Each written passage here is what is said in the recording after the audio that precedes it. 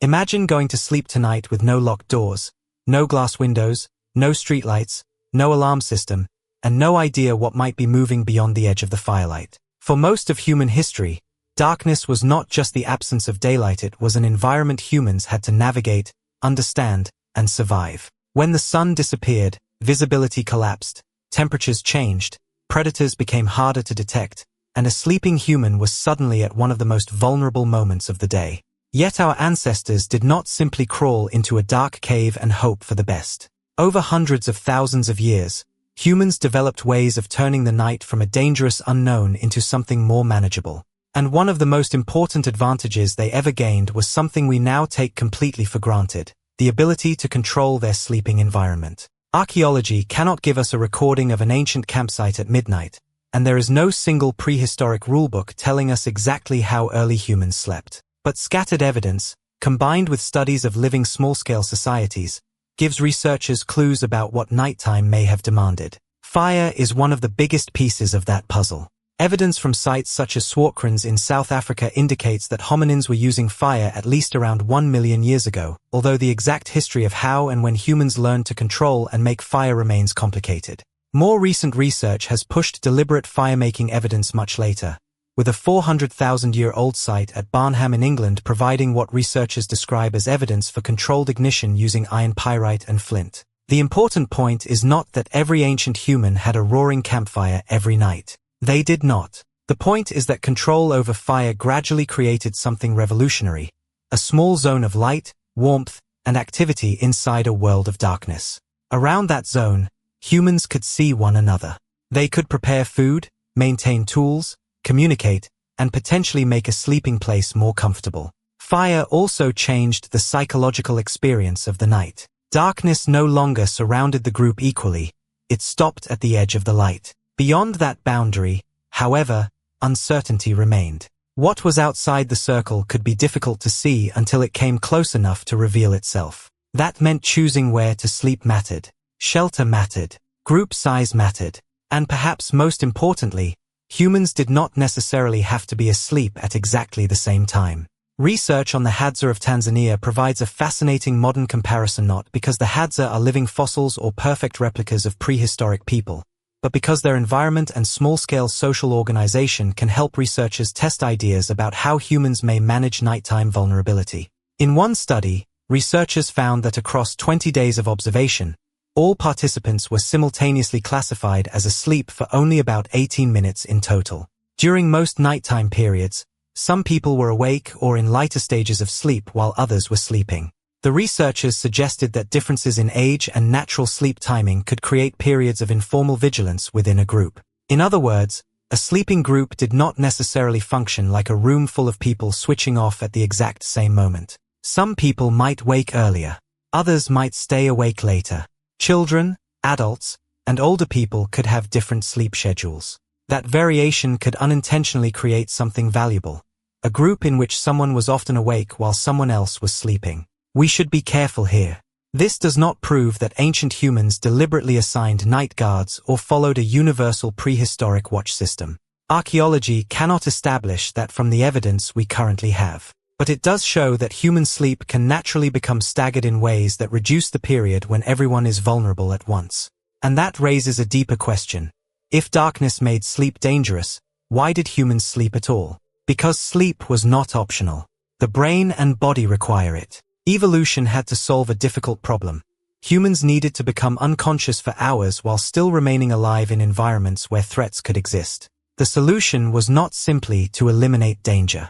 It was to manage it. Shelter could reduce exposure to weather. Group living could provide additional awareness. Fire could create warmth and illumination. Choosing a sleeping location could reduce some environmental risks.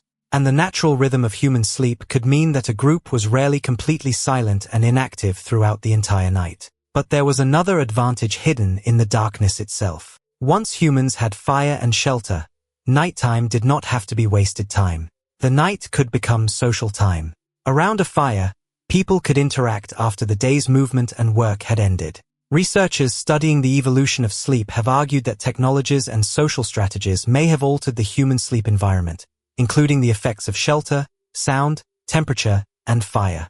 The evidence does not allow us to reconstruct one universal prehistoric evening, but it does suggest that humans increasingly became capable of manipulating the conditions under which they slept. And this may have been one of the quietest revolutions in human evolution. We often imagine survival as hunting a giant animal, crossing a dangerous landscape, or inventing a sophisticated tool. But surviving the night required something less dramatic and perhaps just as important: learning how to make vulnerability manageable. Still, the most unsettling part of the story is what happened when the fire burned low.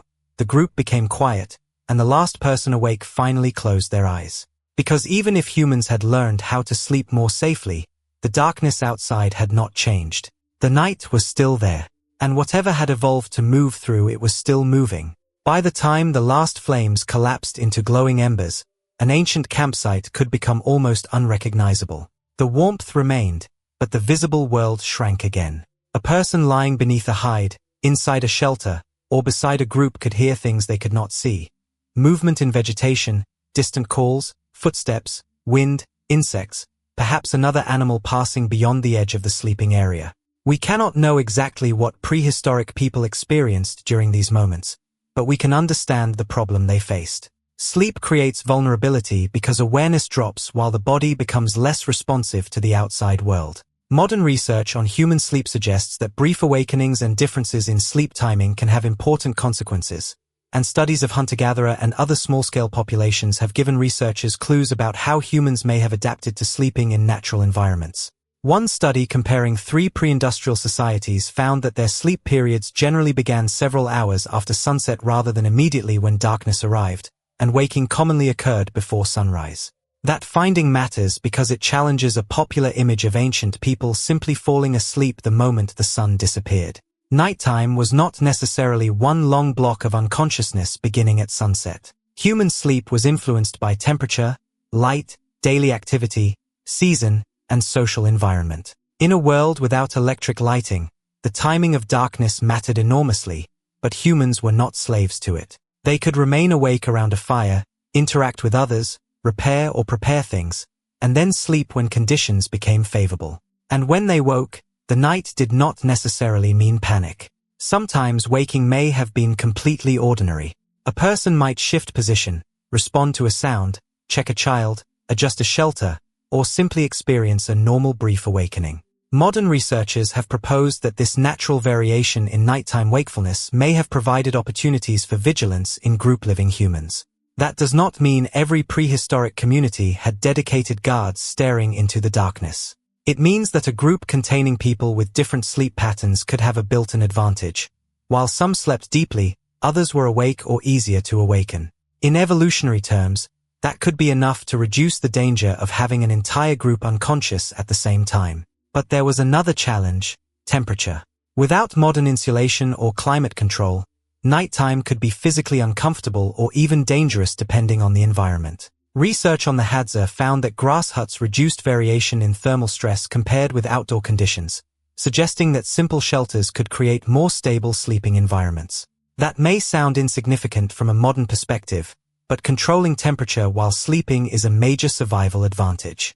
A shelter does not have to look impressive to transform an environment. It only has to work. The same principle applies to fire. Fire could provide warmth and light, but its role was not necessarily as simple as fire kept predators away. Researchers studying Hadza sleep found that fire itself did not significantly increase or decrease sleep expression after other ecological factors were considered. So the popular image of ancient humans sleeping peacefully because a campfire magically scared every predator away is too simple. Fire was useful, but it was part of a larger system of shelter, group behavior, temperature control, visibility, and environmental awareness. And the danger of the night was not necessarily limited to predators. Weather, cold, insects, rough ground, smoke, and human conflict could all affect nighttime safety depending on the place and period. Human survival was rarely about defeating one enemy. It was about managing dozens of small risks simultaneously. That may be one reason human sociality became so important. A sleeping individual is vulnerable. A sleeping group can be vulnerable too, but a group also has more eyes, more ears, more knowledge, and more ways to respond. The people who survived were not necessarily the strongest individuals acting alone. Human evolution repeatedly rewarded cooperation, information sharing, and the ability to manipulate environments. Nighttime brought all of those advantages together. Then came one of humanity's strangest transformations. Darkness itself became a place where culture could continue. Once fire provided light, the boundary between day and night began to blur. People could talk when the day's activities were finished. They could maintain tools, process food, interact with children, and strengthen social relationships. The night became more than a period to endure. It became part of human social life. But we should not turn this into a romantic story about peaceful ancient campfires. Prehistoric life was not universally calm, safe, or comfortable. Different human populations lived in radically different climates and landscapes, and their solutions to nighttime problems would have varied enormously. A group living in a cold northern environment faced different challenges from one living in tropical Africa. A temporary hunting camp was different from a long-term settlement. A Neanderthal group and an early Homo sapiens community did not necessarily organize their nights in the same way. The archaeological record is fragmentary, and many details will remain unknown. What we can say with greater confidence is that humans gradually became remarkably good at changing the conditions around them. They built shelters. They controlled fire.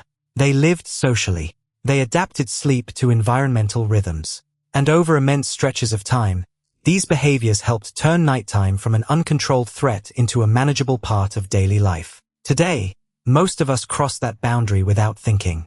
We flip a switch, close a door, lock a window, adjust the temperature, set an alarm, and disappear into darkness knowing that morning will arrive on schedule. Our ancestors had none of that certainty. Yet every night they slept anyway. Not because the darkness was harmless, but because evolution had given humans something extraordinary.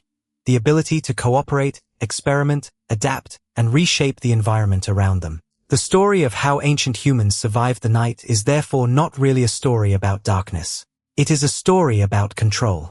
The first time a human group created a reliable pocket of warmth and light, the night became a little less powerful. The first time people chose shelter wisely, shared space, or benefited from one another's different sleep patterns, vulnerability became a little more manageable. And over thousands upon thousands of generations, those small advantages accumulated. We inherited more than the ability to sleep. We inherited a species that learned how to make the world around sleep safer.